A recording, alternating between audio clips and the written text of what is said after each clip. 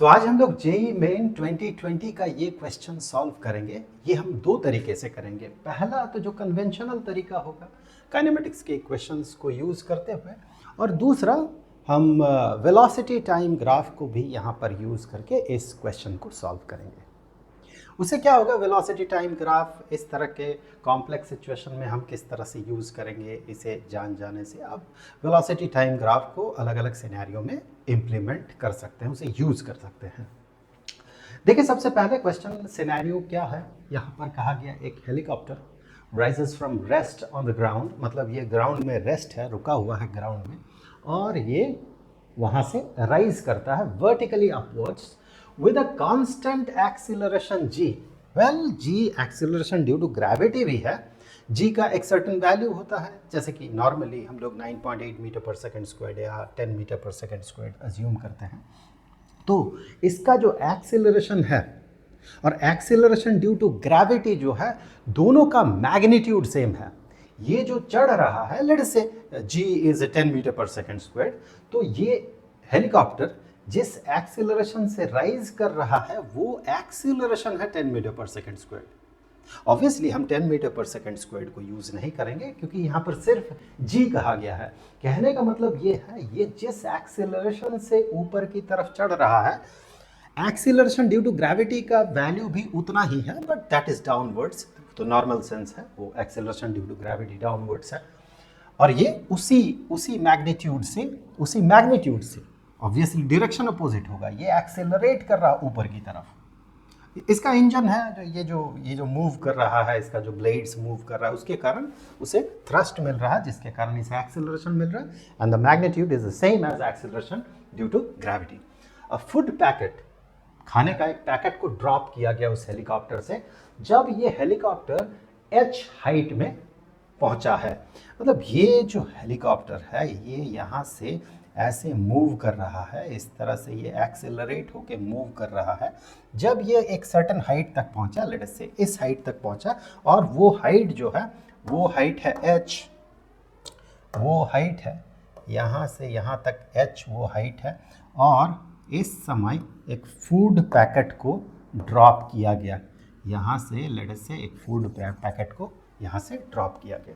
अब ड्रॉप किया गया, इसका मतलब ये नहीं होगा कि इसका ग्राउंड के रेस्पेक्ट में इसका इनिशियल वेलोसिटी ज़ीरो हो जाएगा, ऐसा नहीं है, क्योंकि फूड पैकेट भी हेलीकॉप्टर के साथ ऐसे ही मूव कर रहा था। तो जब इसे रिलीज किया गया, उस समय फूड पैकेट के पास वही वेलोसिटी रहेगा जो ड्रॉप करते समय इस हेलीकॉप्टर का वेलोसिटी होगा, यानी कि इसके पास एक इनिशियल वेलोसिटी होगा। इस फूड पैकेट के पास एक यहाँ पर इनिशियल वेलोसिटी होगा, जो कि ऑब्वियसली हमें कैलकुलेट करना होगा। इस हेलीकॉप्टर का जो वेलोसिटी इस पॉइंट ऑफ टाइम में होगा या इस पोजीशन में होगा, ऑब्वियसली उतना ही इस फूड पैकेट का वेलोसिटी होगा उस पॉइंट ऑफ टाइम में, जो कि इसका जो आगे का मोशन होगा, ये आगे ऐसे मूव करते हुए, ऑब्वियसली इनिशियल वेलोसिटी ऊपर की तरफ रहेगा इस फूड पैकेट का, तो ये फूड पैकेट ऐसे ऊपर जाएगा, and due to acceleration due to gravity चूंकि उस पर एक्ट कर रहा है, तो धीरे धीरे ये स्लो होगा, रुकेगा, और फिर ये इस तरह से ड्रॉप करेगा। तो इसका जो मोशन होगा, इसका मोशन कुछ इस तरह का होगा। यहाँ से ये ऐसे ऊपर चढ़ेगा और कुछ दूर जाके यहाँ पर ये रुकेगा और ये ऐसे नीचे गिर जाएगा।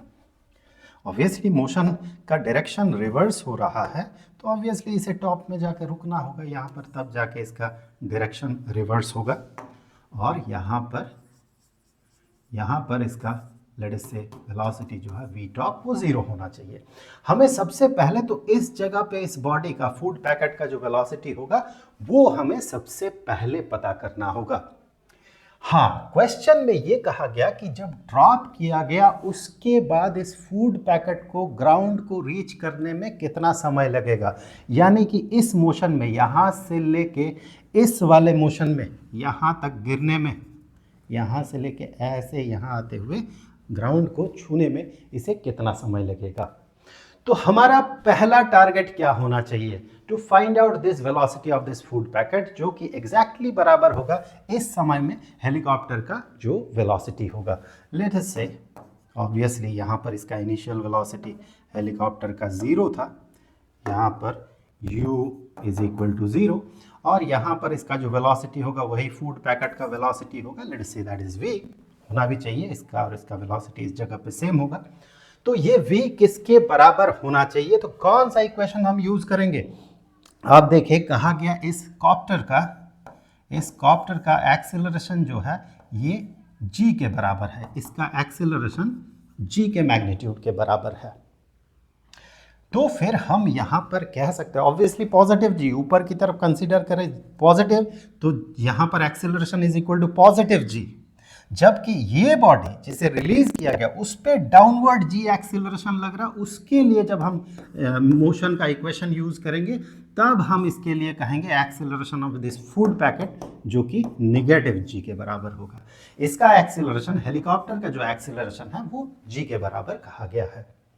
तो यहाँ पर कौन सा इक्वेशन ऑफ मोशन हम लगाएंगे, h है डिस्प्लेसमेंट नीचे से ऊपर की तरफ h, फाइनल वेलोसिटी या इस पॉइंट पे जो वेलोसिटी है उसे हम फाइनल वेलोसिटी कंसीडर कर रहे हैं v, इनिशियल वेलोसिटी 0 है और एक्सेलरेशन नोन है विच इज g। तो हम यहाँ पर इक्वेशन यूज करेंगे displacement is equal to initial velocity into time. अच्छा, टाइम को यहाँ पर कंसीडर नहीं करेंगे क्योंकि टाइम को पता नहीं करना है। यहाँ पर हम फॉर्मूला यूज करेंगे final velocity squared minus initial velocity squared is equal to 2 into acceleration into displacement. Displacement को s से लिखूँ मैं और वैल्यूज अगर पुट करता हूँ मैं, ये हो जाएगा v, final velocity v, initial velocity 0, उसका square 0, that is equal to 2 into acceleration is g into displacement is positive h। तो यहाँ से हमें मिला कि v स्क्वायर या v is equal to square root of 2gh। तो वही इस बॉडी का इनिशियल वेलोसिटी है। अब उस इनिशियल वेलोसिटी से ये बॉडी ऐसे मूव करके जो ग्राउंड तक पहुंचा, तो उसके लिए इक्वेशन जो यूज करेंगे, तो हम कौन सा इक्वेशन यूज करेंगे, तो यहाँ पर ध्यान दें एक बात, यहाँ पर हमें और भी पता है इस मोशन में इनिशियल वेलोसिटी v से ऐसे मूव करते हुए g, नेगेटिव g एक्सीलरेशन से, डाउनवर्ड g एक्सीलरेशन से ये ऐसे मूव करके जो ग्राउंड में पहुँचेगा, उस समय इस पूरे मोशन में इस बॉडी का डिस्प्लेसमेंट कितना होगा ये हमारे लिए नोन है। पहले ही कहा गया यहाँ से यहाँ तक का डिस्टेंस जो है वो h है, यानी कि इस बॉडी का जो डिस्प्लेसमेंट हो रहा है यहाँ से लेके, इस बॉडी का डिस्प्लेसमेंट यहाँ से लेके यहाँ तक ऑब्वियसली नीचे की तरफ h हो रहा है, हम उसे नेगेटिव h कह सकते हैं। सो ये डिस्प्लेसमेंट जो है that is negative h displacement हो रहा बॉडी का। तो यहाँ पर भी उसी तरह का इक्वेशन ऑफ मोशन हम लगा सकते हैं। कौन सा लगाएंगे, देखें हमारे पास क्या क्या नोन है, बॉडी इनिशियल वेलोसिटी नोन है, डिस्प्लेसमेंट नोन है, एक्सेलरेशन नेगेटिव जी हम जानते हैं। तो यहाँ पर हमें पता करना है टाइम कितना लगेगा। रिक्वायरमेंट पे डिपेंड करेगा हम कौन सा इक्वेशन यूज करेंगे। हमें पता करना है इस बॉडी का इस मोशन में टाइम कितना होगा। ओके, सो टाइम के लिए तो हमें पता है कि हमें यही वाला फॉर्मूला यूज करना होगा कि displacement is equal to initial velocity into time plus half into acceleration into time squared. और यहाँ से हम टाइम, इस इक्वेशन से t का वैल्यू हम पता करेंगे जो कि ऑब्वियसली टाइम होगा। ठीक है, तो s डिस्प्लेसमेंट इस बॉडी का इस मोशन में यहाँ नीचे की तरफ हो रहा है negative h, so displacement is negative h, u initial velocity root 2gh ऊपर की तरफ, so root 2gh into t plus half into, मुझे यहाँ पर g नहीं लिखना चाहिए था, a लिखना चाहिए था, मैं स्टैंडर्ड इक्वेशन लिख रहा हूँ यहाँ पर, सो a। और यहाँ पर एक्सेलरेशन जो है that is negative g, acceleration is negative g and T squared. तो मैं इस नेगेटिव साइन को यहाँ लिख देता हूँ, यहाँ से हटा के यहाँ लिख देता हूँ। तो फिर हम अगर इसे क्वाड्रेटिक इक्वेशन के फॉर्म में लिखें तो इस पार्ट को इस साइड में ले आते हैं, हाफ जी टी स्क्वायर्ड, इसे इस साइड में ले आए हम, इसे भी इस साइड में ले आते हैं, negative square root of 2gh into t, और ये नेगेटिव h तो है ही, negative h is equal to 0। तो देखिए हमें क्या मिला, क्वाड्रेटिक इक्वेशन मिला। इसे सॉल्व करेंगे तो हमें पता है ये किस फॉर्म में है।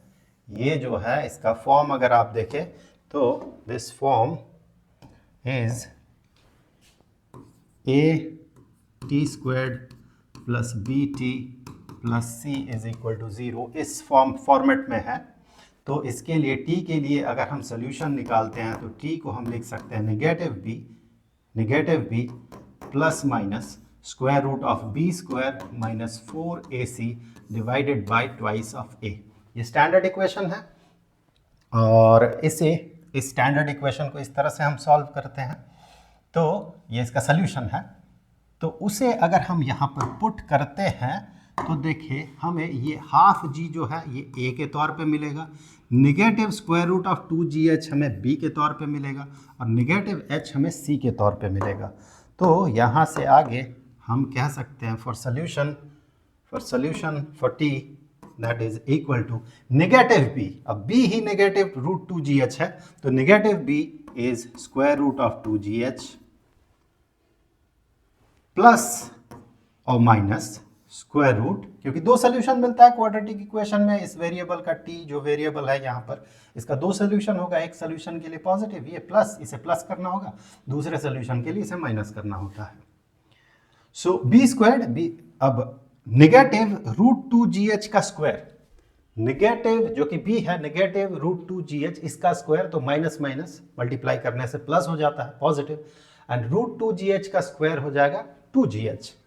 सो b स्क्वायर इज 2gh और साथ ही साथ नेगेटिव 4ac, अब c तो नेगेटिव है, a पॉजिटिव है, सो इन दोनों को मल्टीप्लाई करें, ac हो जाएगा half g into negative h, और यहाँ पर नेगेटिव 4 से मल्टीप्लाई करना होगा, तो नेगेटिव नेगेटिव पॉजिटिव हो जाएगा, 4 इंटू हाफ जी इंटू h यानी कि 2gh, और वो पॉजिटिव होगा 2gh। यहाँ पर मैं लिख दे रहा हूँ कि मैं क्या मल्टीप्लाई कर रहा हूँ, 4ac जो है नेगेटिव 4ac जो है, यहाँ से नेगेटिव 4ac हमें क्या मिल रहा, so that is equal to negative 4 into a के लिए हाफ जी, और c के लिए हमें मिला नेगेटिव h। इन तीनों को जब मल्टीप्लाई करेंगे हमें मिलेगा पॉजिटिव 2gh, वही हमने लिखा positive 2gh, and divided by 2 into a, 2 into half g, तो ये हो जाएगा g। अब यहाँ पर हम इसे प्रोसीड करें, रूट 2gh प्लस माइनस को हटा देते हैं क्योंकि ये बड़ा टर्म है, ये छोटा टर्म है। देखने से ही समझ में आता है, रूट 2gh दो बार है, यानी कि अंडर रूट 4gh है, ये अंडर रूट 2gh है, तो ये छोटा है ये बड़ा है, तो माइनस करेंगे तो टाइम नेगेटिव में आएगा, जो कि इस सिनेरियो में उसका कोई मतलब नहीं बनेगा। तो हम इसके सोल्यूशन के तौर पे सिर्फ यहाँ पर प्लस को कंसीडर करें, तो रूट 4gh और डिवाइडेड बाय g।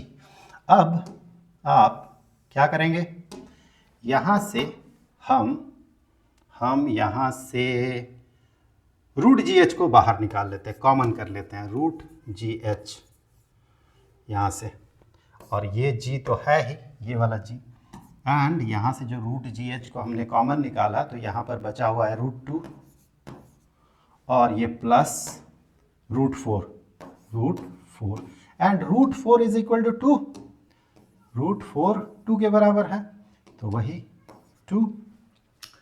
यहाँ से इसे जब आप कैलकुलेट करते हैं तो इसे कैलकुलेट करते हुए हमें मिलेगा, g को रूट g इंटू रूट जी कह सकते हैं, हैंस रूट जी इंटू रूट जी, एक रूट जी यहाँ से कट जाएगा, तो ये मिल जाएगा हमें square root of under root h divided by g, ये भी रूट के अंदर है ये g भी, और यहाँ पर ब्रैकेट के अंदर root 2 plus 2, well root 2 plus 2, इसे अगर हम रूट 2 का वैल्यू लिखते हैं which is 1.414 and so on plus 2, तो हमें यहाँ पर मिलेगा under root h divided by g into 3.414 and so on.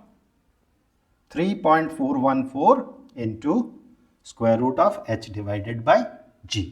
चलिए ऑप्शंस देख लेते हैं एक बार. यहां से ये क्लोज ऑप्शन है ये. So nearly the value is equal to that. अब इसी को अगर हम वेलोसिटी टाइम ग्राफ यूज करते हुए सॉल्व करें तो कैसे करेंगे? आप चाहें तो वीडियो को पॉज करके प्रॉपर टाइम में जाके आपको लिखना है तो लिख सकते हैं. फिलहाल मैं यहाँ पर यूज करूँगा velocity time graph. Velocity time graph से भी इसे सॉल्व किया जा सकता है. वेल तो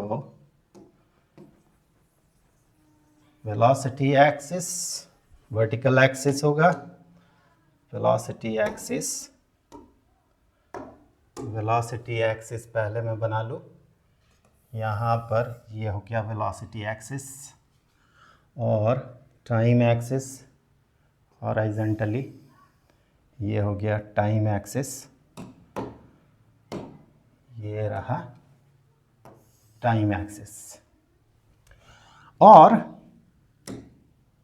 बॉडी का मोशन अगर आप देखें तो ग्राउंड से शुरू करते हैं. बॉडी का मोशन ग्राउंड से ये बॉडी मूव करना शुरू किया.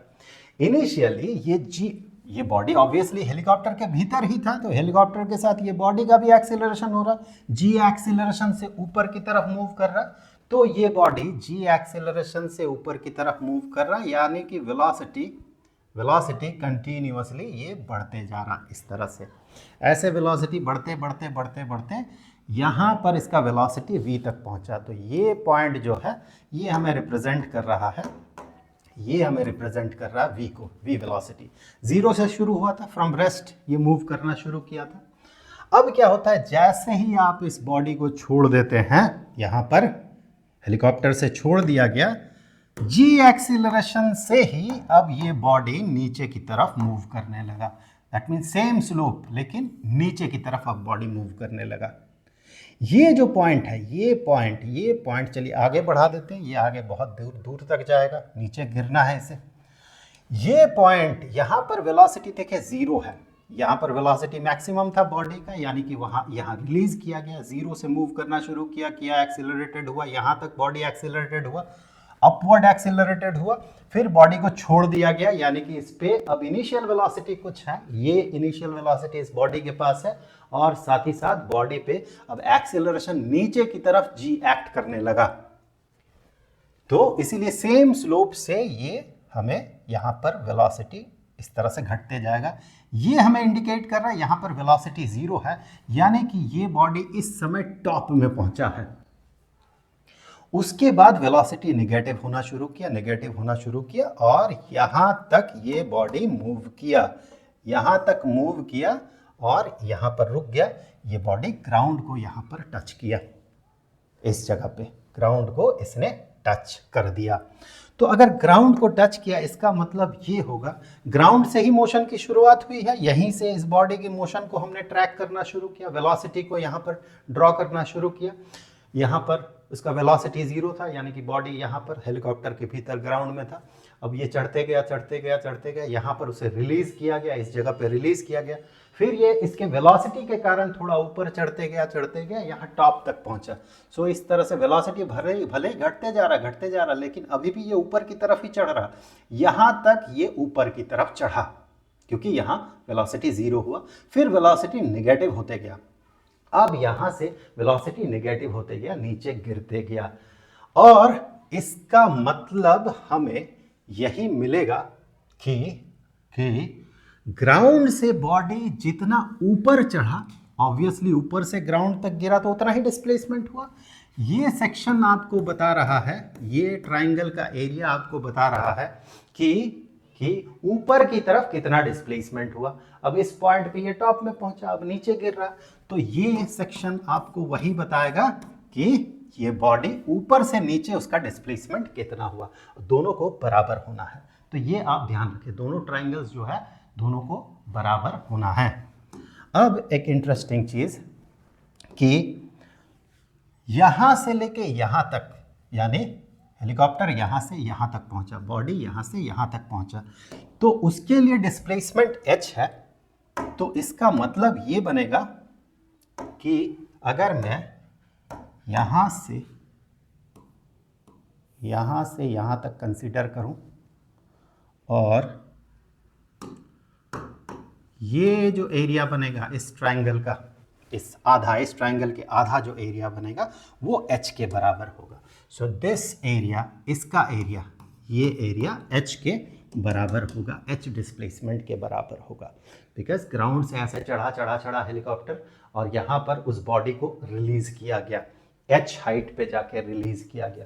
तो ये डिस्प्लेसमेंट, ये एरिया जो है h डिस्प्लेसमेंट को इंडिकेट कर रहा है। अब कुछ और चीज़ें मैं कंसीडर कर लेता हूँ यहाँ पर, जैसे कि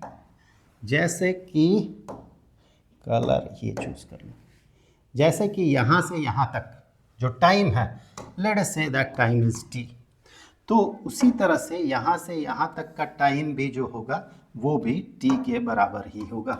दोनों टाइम बराबर होना है, यहाँ से यहाँ तक, ग्राफिकली भी दिख रहा है, आप इस सिनेरियो में भी देख सकते हैं।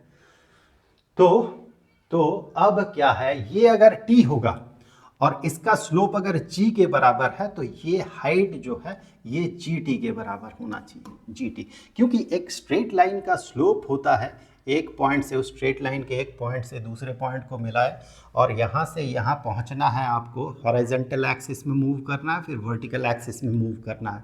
This height divided by this base is the slope. दूसरे शब्दों में कहें, slope of this straight line is tangent of theta, tangent of this angle, and tangent of this angle is this height which is gt divided by this base is t, या फिर कहें opposite side which is gt divided by adjacent side which is t. तो gt divided by t is g, which is acceleration of this motion. Okay, अब interesting चीज आप देखें, ये जो ट्राइंगल है, ये वाला ट्राइंगल है और ये वाला ट्राइंगल जो है, दोनों ट्राइंगल सिमिलर ट्राइंगल्स हैं, और साइड ऑफ सिमिलैरिटी या सिमिलर साइड्स मुझे कहना चाहिए, सिमिलर साइड्स जो है, ये साइड जो है, दिस साइड, ये साइड, इस साइड का सिमिलर साइड हम कह सकते हैं। इसी को आप एनलार्ज करके ऐसे रोटेट कर दे तो ये साइड इस साइड में तब्दील होगा और ये साइड जो है इस साइड में तब्दील होगा। लेट अस से इसमें एक्सपेंशन हुआ alpha times, so alpha into T बन जाएगा, ये साइड एक्सपैंड हुआ अल्फा टाइम्स, तो ये अल्फा टी बन जाएगा। एंड सो ये जो है, ये साइड एक्सपैंड करके ये वाला साइड बना, तो ये अल्फा जी टी बन जाएगा, ये वाला side alpha G T. Okay, पहले ही हमने बात किया कि यहाँ पर जो डिस्प्लेसमेंट होगा ठीक उतना ही डिस्प्लेसमेंट यहाँ पर होना चाहिए, तब जाके ग्राउंड से बॉडी ऊपर चढ़ के ग्राउंड में वापस पहुँचेगा। तो यहाँ पर h इसका एरिया h है, हेंस इसका भी एरिया h होगा, ये एरिया भी h होगा, तो दोनों h को मिलाए ट्वाइस h हो गया, तो ये एरिया ये जो है ये ट्वाइस ऑफ h होगा। तो ये ड्राइंग कंप्लीट हो गया। अब यहाँ से सबसे पहला रिलेशन आप ये देखें कि ये वाला ट्राइंगल जो है, ये वाला हाफ ट्राइंगल जो है, यहाँ का एरिया अगर देखें तो वो एरिया हो जाएगा half into T into g T, base है टी और जी टी हाइट है, सो ये एरिया h के बराबर होगा, so that is equal to h। तो हम यहाँ से कह सकते हैं t square is equal to 2 into h divided by g, 2h divided by g, hence t is equal to square root of 2h divided by g। तो ये t जो है, ये t हमें मिल गया।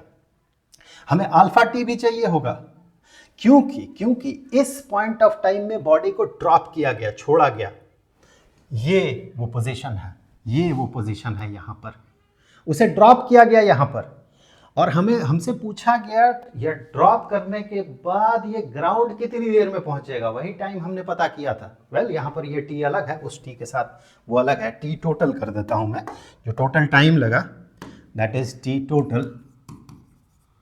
टोटल कितना होगा, यानी कि हमसे सवाल में पूछा गया है यहाँ से लेके यहाँ तक टाइम कितना होगा। यहाँ ड्रॉप किया गया, बॉडी ऊपर चढ़ा, जीरो हाईएस्ट पॉइंट पे पहुंचा, फिर नीचे की तरफ गिरते गया, ये ग्राउंड में पहुंचा।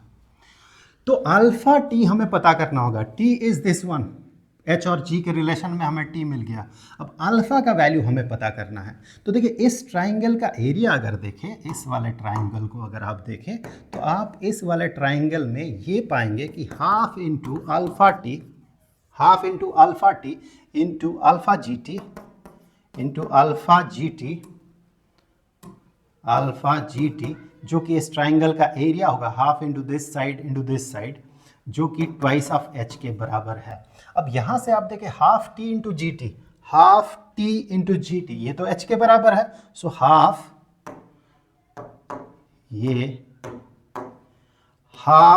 टी इंटू जी टी, ये हो गया एच के बराबर, और अल्फा बचा हुआ है। सो हम कह सकते हैं half t into g t is h, यहां से देखिए half t into g t is h, और यहां से alpha into alpha is alpha squared, that is equal to twice of h. तो ये एच और एच कैंसिल हो गया, hence alpha is equal to square root of 2, alpha is equal to square root of 2 because alpha squared is 2, so alpha is equal to square root of 2। So this alpha t is root 2t, क्योंकि alpha square root of 2 है। So total time हमें पता करना है, total time यानी कि हमें ये पता करना है टी टोटल कितना समय लगेगा, that is equal to t plus alpha t. So t plus alpha t यानी कि that is equal to t को कॉमन ले ले तो ये हो जाएगा 1 plus alpha, and alpha is equal to root 2। अब t का हमने कुछ वैल्यू पता किया था, t का हमने ये वैल्यू पता किया था under root 2h divided by g. So वही वैल्यू यहां पर पुट कर देते हैं, under root t is equal to under root 2h divided by g and 1 plus root 2। यहां से कुछ चीजें मैं मिटा लूं, कैलकुलेट करें तो आपको वही वैल्यू मिलेगा जो हमने पता किया था थोड़ी देर पहले। सो इसे अगर आप कैलकुलेट करें, इसके लिए इस रूट 2 को यहाँ से बाहर निकाल दें, ब्रैकेट के अंदर भेज दें, तो ये बन जाएगा रूट h डिवाइडेड बाई जी, और रूट 2 को हमने अंदर भेज दिया, तो 1 into root 2 is root 2 plus root 2 into root 2 is 2। So वही चीज़ हमें वापस मिल गया जो हमने पिछले केस में कैलकुलेट किया था। तो इस तरह से भी आप वेलोसिटी टाइम ग्राफ, आप वैल्यू पुट कर ले वही वैल्यू आएगा ऑब्वियसली।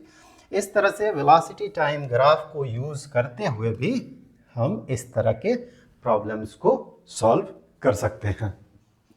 जल्द मिलेंगे।